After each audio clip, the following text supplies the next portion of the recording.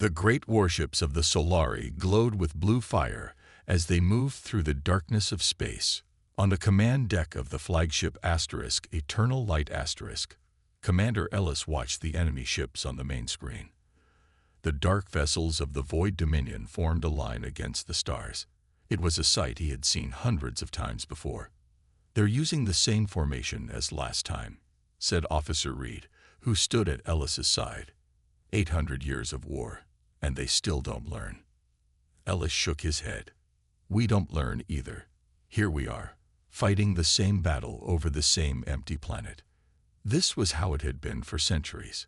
The Solari, beings of light and order, fought against the Void Dominion, creatures who thrived in darkness. Their war had burned across thousands of worlds. Millions died each year, yet neither side could win. The Solari ships fired first. Beams of pure energy cut through space. The Void ships responded with dark matter missiles that bent the light around them. The battle had begun again, like countless battles before it. In his private room later that day, Ellis studied old star maps. The Solari High Command wanted him to plan the next attack, but he was tired of the endless fighting. As he looked at unexplored regions of the galaxy, something caught his eye. A small yellow star, far from the war zone. "Computer, what do we know about this system?" he asked. "System G11382. 9 planets. Third planet shows signs of technological civilization. No previous contact." Ellis felt a spark of interest for the first time in years. A new species, one that had developed on its own, away from the Great War. "Show me what we know about this civilization," he commanded. The computer displayed images captured by long-range probes. Ellis saw cities, vehicles, and primitive spacecraft. The beings were small, with 2 arms and 2 legs. They looked nothing like the Solari or the Void Dominion. "They call themselves humans," the computer said. "They are confined to their home planet, with small outposts on nearby worlds." Ellis studied the information carefully. These humans seemed to have a unique way of thinking. They fought among themselves, yet also worked together to solve problems. They were adaptable, creative in ways neither the Solari nor the Void Dominion had been for centuries. "Download all information about this species," Ellis ordered. "Mark it for my eyes only." But as the files transferred, a warning flashed on his screen. Someone was intercepting the data stream. Ellis quickly cut the connection, but it was too late. Some of the information had been stolen. The next morning, Ellis was called to meet with the Solari High Command. "Commander, we've detected Void Dominion ships changing course," said Admiral West, the oldest of the commanders. "They're heading toward the unexplored sector. Sector J." Ellis felt cold fear spread through him.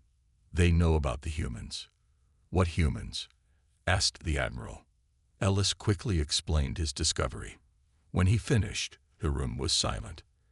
"This changes everything," Admiral West finally said. "If the Void Dominion reaches these humans first, they might gain a new ally." "Or a new weapon," added another commander. Ellis stood straight. "We must make contact first. These humans might be the key to ending this war." "Or the key to winning it," said Admiral West. "Prepare your fastest ship, Commander. You leave immediately." As Ellis hurried to his ship, he wondered what these humans were really like. Would they join the war? Or would they offer something neither the Solari nor the Void Dominion had found in 8 centuries of conflict? A way to end it. Captain Tom stood on the observation deck of the Starseeker Earth's most advanced exploration vessel. His eyes were fixed on the strange energy readings that had appeared at the edge of the solar system 3 days ago. "Anything new, Ray?" Tom asked his science officer. Ray shook his head, not looking up from his screen. "The energy signature doesn't match anything we've seen before. It's not natural, that's for sure." Tom rubbed his chin. Humanity had explored most of their solar system, building small bases on Mars and the moons of Jupiter. But they had never encountered anything like this. "We need to get closer," Tom decided. "Prepare the ship for departure in 1 hour." The Starseeker moved swiftly through the darkness of space. As they approached Pluto's orbit, their sensors began to pick up more details. "Captain, I'm detecting two different energy signatures now," Ray called out. "They're approaching each other, and fast." Before Tom could respond, the ship's communications officer turned in her seat. "Captain, we're receiving a transmission. It's not in any language we know." The main screen lit up, showing a strange symbol, a spiral of light. The crew stared in silence. "Send our first contact package," Tom ordered. This was the standard response to any potential alien contact, a series of mathematical sequences and basic information about Earth and humans. Minutes later, a second symbol appeared on the screen, a dark triangle with points of light at each corner. "They're communicating with each other too," Ray said in disbelief. "I think we've stumbled into the middle of something." Tom made a decision. "Take us closer, but slowly.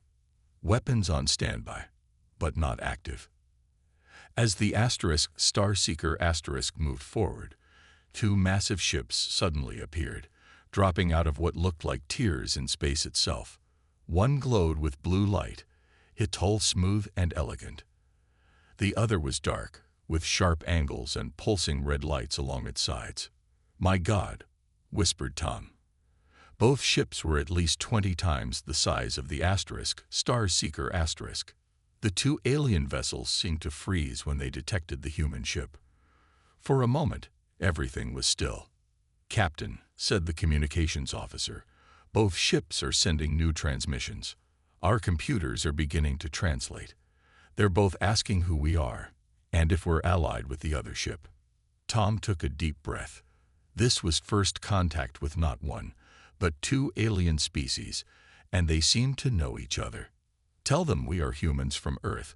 We are not allied with either of them. And we come in peace," Tom said carefully. The response was immediate. Both ships sent detailed messages, their language now partly translated by the ship's computers. "The blue ship belongs to something called the Solari," explained Ray, reading the translations. "The dark one is from the Void Dominion. They're asking us to meet with them." "Both of them?" Tom asked. Ray nodded.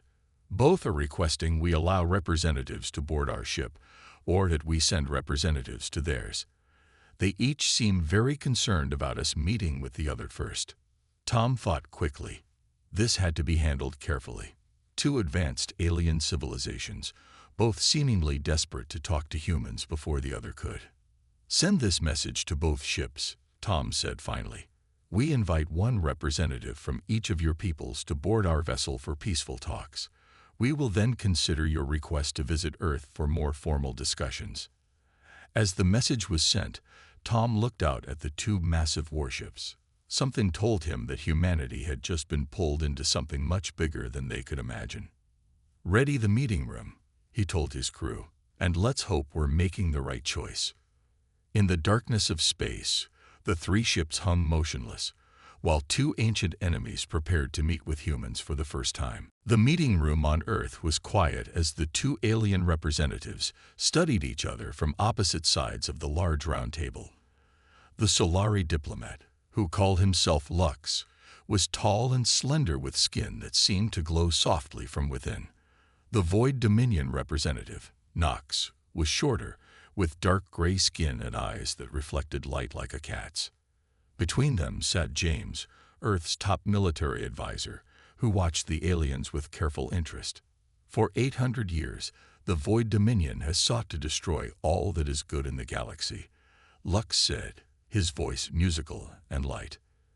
"The Solari would remake the universe in their image, erasing all diversity," countered Nox, whose voice was deeper and seemed to echo slightly. James raised his hand. "We didn't invite you both to Earth to continue your arguments. We want to understand why this war has gone on for so long." It had been 2 weeks since the first contact in space. Earth's leaders had agreed to host formal talks, hoping to better understand the conflict. What they had learned was troubling. The war had consumed thousands of worlds and showed no signs of ending. Perhaps a demonstration would help. James suggested. "We've prepared a war game simulation. I'd like each of you to show us how you would handle a battle scenario." The aliens agreed. They moved to a large screen where a space battle simulation was ready to run. First, Lux showed the Solari approach, careful, methodical, using overwhelming force at key points. Then Nox demonstrated the Void Dominion strategy, unpredictable attacks, sacrificing units to create confusion. James nodded and stepped forward. "Now let me show you a human approach." The aliens watched as James ran the simulation differently. He used small ships as decoys, hid larger vessels behind moons, and used the gravity of planets to slingshot attacks from unexpected angles. The simulation ended with a clear human victory. Both aliens were silent. "How did you develop such tactics?" Lux finally asked. "Humans are adaptable," James explained. "We learn from our mistakes. We try new things." "Your species thinks differently," Nox admitted. "In 8 centuries, neither of our peoples considered these approaches." Over the next few days, both alien delegations grew more interested in humanity. They ran more simulations, studied human history, and spoke with Earth's leaders. The aliens were especially surprised by how quickly humans could shift strategies and how they combined technology in new ways. In a private meeting, the Earth Council gathered to discuss the situation. "Both sides want us as military allies," said the council leader. "They each believe our unique perspective could help them win the war." James stood before the council. "I studied both sides. This war has gone on so long that they can't imagine peace anymore. They're stuck in patterns neither can break." "What do you suggest?" asked a council member. "We don't choose sides," James said firmly. "We offer something different. Mediation. We help them find a way to end this war." There was silence in the room. It was a bold proposal. "They might refuse," someone pointed out. "Maybe," James agreed. "But they came to us. They see something in humanity they need. Let's use that to bring peace, not to join their endless war." The next day, Earth's council presented their proposal to both alien delegations. At first, there was resistance. "Impossible," said Lux. "The Void cannot be trusted." "The Solari will never honor any agreement," argued Nox. But as James explained the human vision for a mediated peace process, both aliens began to listen more carefully. The idea of ending the conflict, of finding a new way forward, was something neither had truly considered in centuries. "We will take your proposal to our leaders," Lux finally said. "As will I," agreed Nox, eyeing the Solari with cautious interest. As the aliens departed for their ships, James watched them go. Humans had just taken their first step onto the galactic stage, and they had done it not by choosing war, but by offering something neither ancient civilization remembered how to find: hope. The peace talks had been going well for 3 days. Representatives from Earth, the Solari, and the Void Dominion sat around a large table in the United Nations building in Geneva. Maps of disputed territories hung on the walls. The atmosphere was tense but hopeful, until the screens in the room suddenly lit up with emergency broadcasts. "We're receiving an urgent transmission from New Hope Colony," said a human aide, her face pale. The screen showed a human settlement on Mars being attacked. Dark ships with red lights, Void Dominion vessels, fired upon the defenseless colony. Buildings exploded. People ran for shelter. "What is the meaning of this?" demanded James, turning to Nox, the Void Dominion representative. Nox looked genuinely shocked. "I gave no such order. This must be a mistake." "Those are your ships," shouted Lux, the Solari diplomat, rising to his feet. As they argued, more reports came in. 3 other human outposts in the solar system were under attack. Earth's leaders quickly left the room to organize a response. James stayed behind with the alien representatives. "This attack breaks all agreements," he said coldly. "Earth will defend itself." Within hours, Earth's defense fleet was mobilized.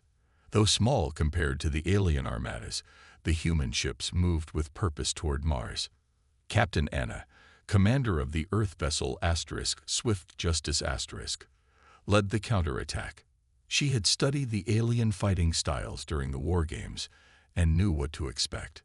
"They'll expect us to form a defensive line," she told her crew. "So we won't. Scatter formation. Use the asteroids for cover. Hit and run." The human ships split into small groups, attacking from multiple directions. They used Mars moons as hiding places, striking quickly then disappearing. The Void Dominion ships, used to fighting the predictable Solari, weren't prepared for these tactics. Within hours, 3 enemy vessels were disabled. The rest retreated beyond Saturn. Back on Earth, the Solari delegation watched the battle reports with growing interest. "Your ships are small, but effective," Lux told James. "We offer you our defensive shield technology. It would help protect your colonies from future attacks." James accepted the offer, but with caution. "This doesn't mean we're joining your war. We're defending our people." Later that day, Earth's council met again. The mood was grim. "The peace talks are over," said the council leader. "The Void Dominion has shown their true intentions." "Not all of them," James pointed out. Knox seemed genuinely surprised by the attack. "This might be the work of hardliners who don't want peace." "Either way," said another council member, "we need to make a decision.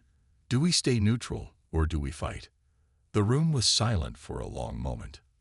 "We fight," the council leader finally said, "but on our terms." The decision was announced the next day. Earth would officially enter the war against those who had attacked human colonies, but they would maintain their independence, fighting alongside the Solari, but not under their command. As human scientists began studying Solari technology, they quickly found ways to improve it. The aliens were shocked at how quickly humans adapted their designs, making them more efficient in ways neither the Solari nor the Void Dominion had considered in centuries. "Your people think differently," Lux admitted to James as they watched a demonstration of a modified shield generator. "You see connections we miss." "That's because we're not trapped in centuries of doing things the same way," James replied. "Sometimes fresh eyes see new paths." As human forces prepared to join the larger conflict beyond their solar system, a feeling of nervous excitement spread through Earth's military. They were about to face an enemy with centuries more experience in space warfare.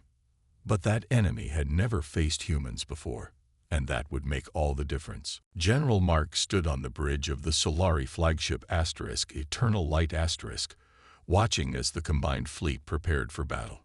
6 months had passed since Earth joined the war, and everything had changed.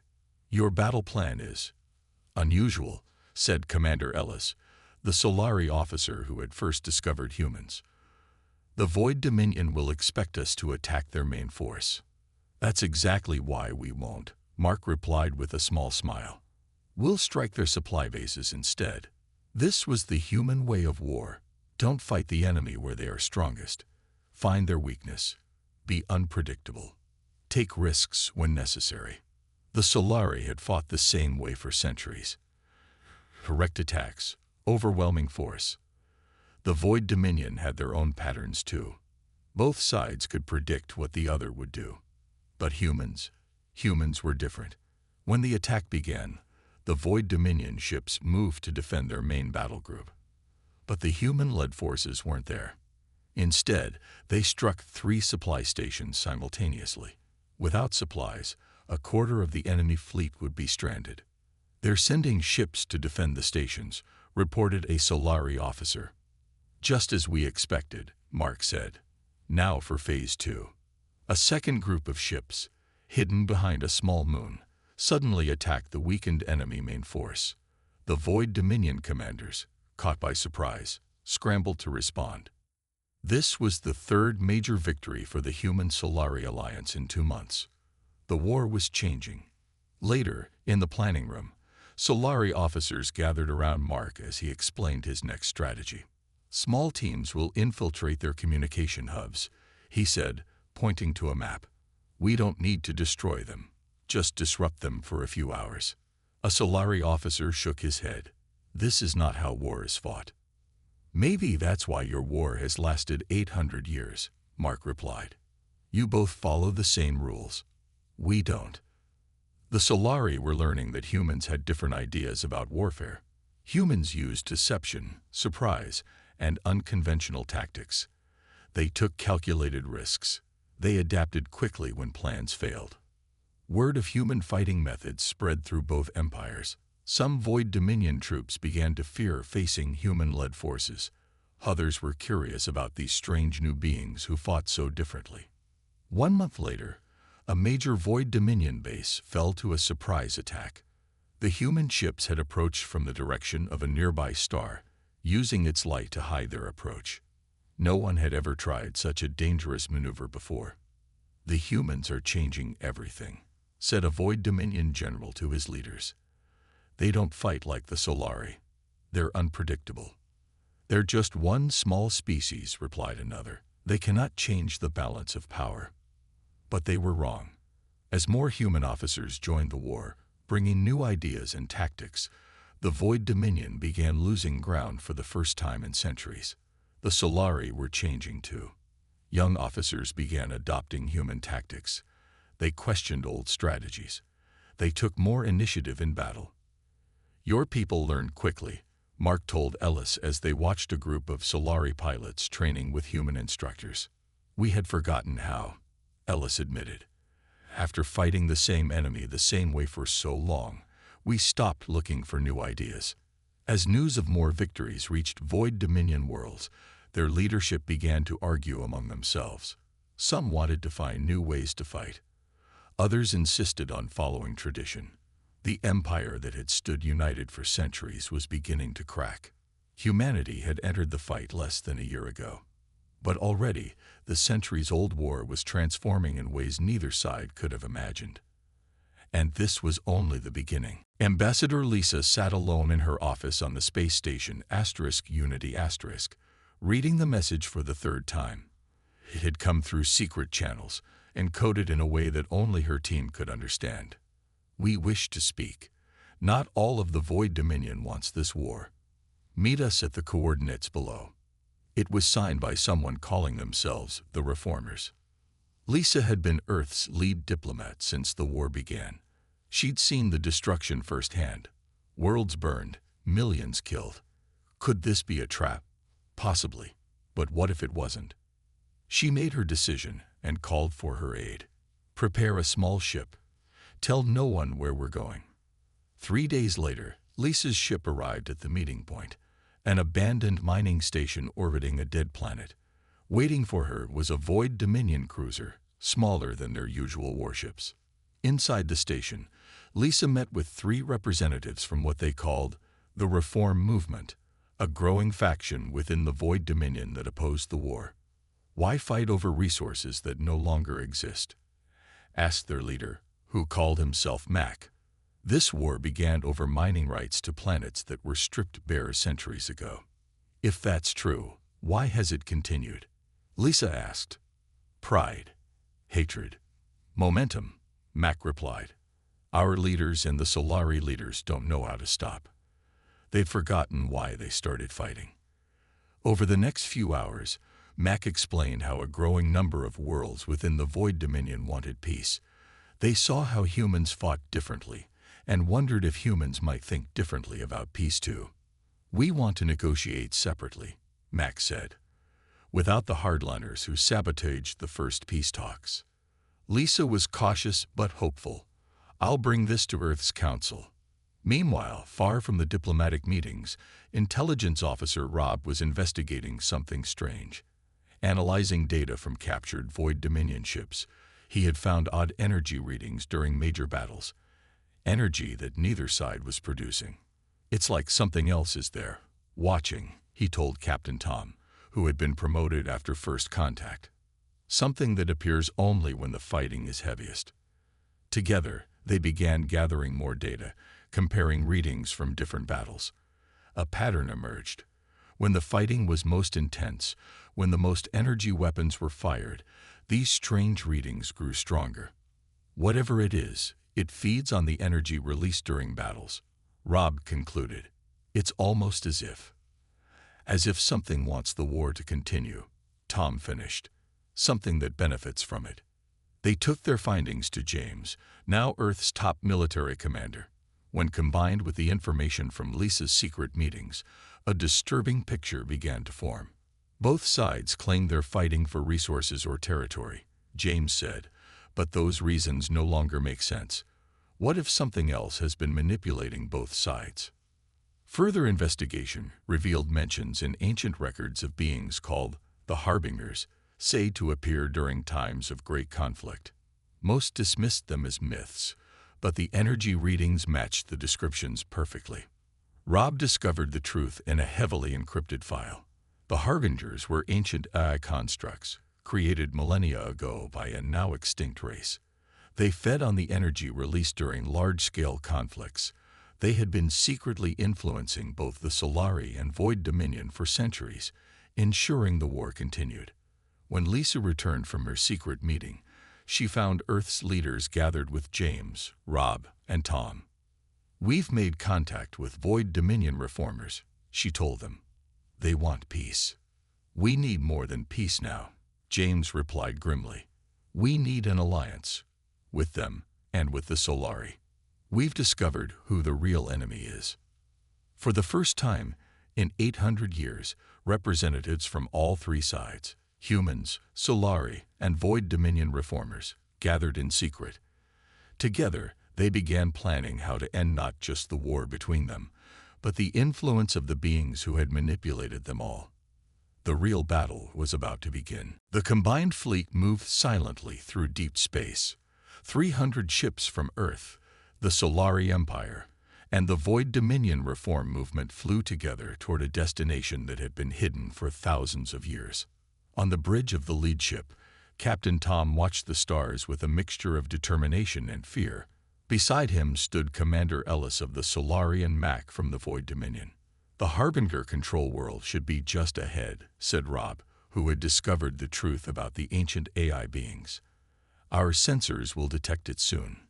For the past month, the unlikely alliance had prepared for this moment. Human scientists had modified Solari technology to track the energy signatures of the Harbingers. Void Dominion engineers had adapted their stealth systems to hide the fleet's approach. "There it is," Ellis said quietly as a planet appeared on their screens. Unlike any world they had seen before, the Harbinger control planet was surrounded by a web of energy that pulsed with power. Massive structures covered its surface, all feeding into a central point that glowed like a small sun. "That's where they store the energy they've collected from our wars," Rob explained. "Centuries of conflict, feeding their power." General Mark's voice came through the communication system. "All ships, prepare for battle. Remember the plan." The plan was simple but dangerous. While the main fleet engaged the Harbinger's defensive systems, a small team would land on the planet and disable the central control hub. Human adaptability, Solari technology, and Void Dominion stealth would all be needed. "They've detected us," Ellis warned, as energy beams shot out from the planet. The battle began. The Harbingers had powerful weapons, but they had never faced a united enemy before. They were used to manipulating others into fighting for them. As the fleet dodged and returned fire, a small ship broke away from the main group. On board were Tom, Rob, and a mixed team of humans, Solari, and Void Dominion soldiers. "Our window is closing," Tom told his team as they approached the planet's surface. "We need to move fast." Landing under heavy fire, they'd fought their way toward the central hub. The Harbingers sent robotic defenders to stop them, but the combined team used tactics none of the machines had seen before. Meanwhile, in space, General Mark coordinated the fleet with precision. Human-modified Solari shields blocked attacks that would have destroyed ships in the past. Void Dominion vessels used their speed in ways they never had before. "They're adapting to our attack patterns," warned a Solari captain as the Harbinger defenses shifted. "Then we changed the patterns," Mark replied. All ships switched to Plan Delta. The fleet suddenly split into smaller groups, attacking from multiple angles. It was a human tactic that confused the Harbinger's predictive systems. On the planet's surface, Tom's team reached the central hub. Rod worked quickly to upload a virus developed by human and alien scientists working together. "It's working," he said as the glowing energy began to flicker. "The virus is shutting down their systems." Across the galaxy, on thousands of battlefields where Solari and Void Dominion forces still fought, the influence of the Harbingers suddenly vanished. Commanders on both sides found themselves wondering why they were fighting. As the Harbinger control world systems collapsed, Tom's team escaped back to orbit. The battle was won with fewer losses than anyone had expected. 1 month later, representatives from all 3 species met on Earth to form the Galactic Peace Council. Human diplomats served as mediators while Solari and Void Dominion leaders, many seeing each other face to face for the first time without hatred, began the long process of ending 800 years of war. "We would have destroyed each other eventually," Ellis said to Tom during the celebration that followed. "If humans hadn't entered the fight when they did, there might have been nothing left to save." Tom looked out at the gathering, where beings who had been enemies for centuries now talked as potential friends. "Perhaps that's humanity's greatest strength," he replied. "Not how we fight, but how we find ways to stop fighting." As the 3 species looked to the stars together, a new era began, one of exploration and cooperation instead of endless war. And it had all started because humanity entered the fight.